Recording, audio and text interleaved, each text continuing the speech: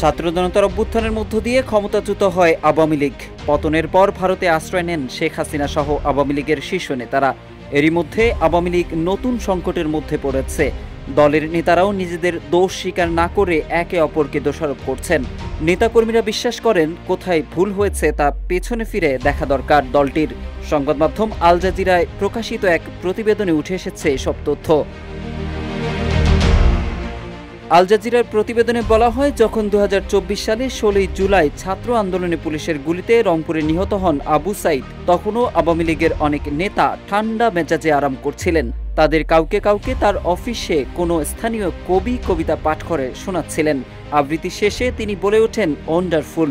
এর কিছু সময় পরে আবু সাইদ হত্যার তথ্য কানে এলেও নেতা উড়িয়ে দিয়ে বলেন, কিছুই হবে না, নেতা হাসিনা সবকিছু ঠিক করে ফেলবেন। এর মধ্য দিয়েই প্রকাশ পেয়ে যায় মাঠ পর্যায়ে কি হচ্ছে তা তারা মোটেও আমলে নেননি।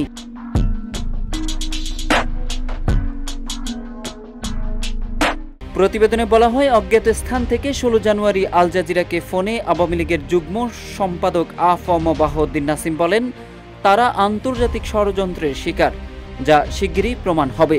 তবে নাসিমের এমন মন্তব্যের পর বিশ্লেষকরা বলছেন, তাদের দলের নেতৃত্বের যে ব্যর্থতা এবং জনগণের অভিযোগগুলো সমাধানে তাদের যে অক্ষমতা তা ফুটে ওঠে এমন প্রত্যাখ্যানের মধ্য দিয়ে। পক্ষান্তরে তাদের এমন মন্তব্যে দলের তৃণমূল পর্যায়ের নেতাকর্মীদের দূরে সরিয়ে দিচ্ছে। যেসব নেতাকর্মীর অনেকেই হত্যাকাণ্ডের বিরুদ্ধে আইনি ব্যবস্থার ভয়ে হয়তো আত্মগোপনে আছেন, না হয় আতঙ্কিত।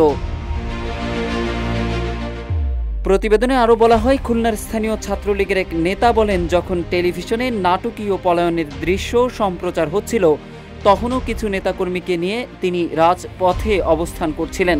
স্থানীয় এমপিকে ফোন করার চেষ্টা করলেও বন্ধ পান। তিনি যোগ করেন, ঠিক ওই মুহূর্তে তার মনে হয়েছে তাদের সঙ্গে প্রতারণা করা হয়েছে। ছাত্রলীগ নিষিদ্ধের পর খুলনা ছাত্রলীগের প্রভাবশালী এক নেতা ভুয়া পরিচয়ে ঢাকায় পৌঁছান, শুরু করেন ছোট্ট ব্যবসা। দল তাদেরকে পরিত্যাগ করেছে আর কখনো রাজনীতিতে ফিরবেন না বলেও জানান তিনি। সারা দেশের তৃণমূল পর্যায়ের নেতাকর্মীদের মধ্যে তাদেরকে পরিত্যাগ করার একই রকম অনুভূতি ব্যক্ত করেছেন।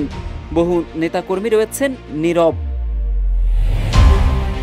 তবে বাংলাদেশ কৃষক লীগের সহকারী সম্পাদক সামিউল বশির সামাজিক যোগাযোগ মাধ্যমগুলোতে রয়েছেন সক্রিয়।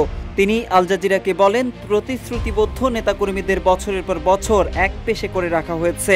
2014 সাল থেকে সুযোগ সন্ধানীরা এবং স্থানীয় এমপিদের পরিবারের সদস্যরা তৃণমূল পর্যায়ে দলীয় কাঠামোতে আধিপত্য বিস্তার করেছে। এর ফলে বিপর্যয়ের সৃষ্টি হয়েছে। একই রকম হতাশার কথা আল জাজিরার কাছে তুলে ধরেন আওয়ামী লীগপন্থী চিকিৎসকদের একটি সংগঠনের এক নেতা। শেখ হাসিনার পরিবারের ক্ষমতার অপব্যবহার নিয়ে গোপনে মাঝে মধ্যে নেতাকর্মীরা সমালোচনা করলেও এখনও হাসিনার উপর আস্থা আছে অনেক নেতাকর্মীর। বিদেশে অবস্থানরত নেতারা সামাজিক যোগাযোগ মাধ্যম ও টকশোর মধ্য দিয়ে নেতাকর্মীদের পুনর্গঠিত করার চেষ্টা করছেন, কিন্তু দলীয় নেতাকর্মীদেরকে তা খাওয়ানো কঠিন। তারা বলছেন, নির্বাসিত নেতাদের পক্ষে এসব কথা বলা সহজ। প্রতিবেদনে বলা হয়, এমন পরিস্থিতিতে আওয়ামী লীগের রাজনৈতিক প্রত্যাবর্তন অনেক দূরের পথ। Mohammad Saiful Islam, news desk, Ittefaq.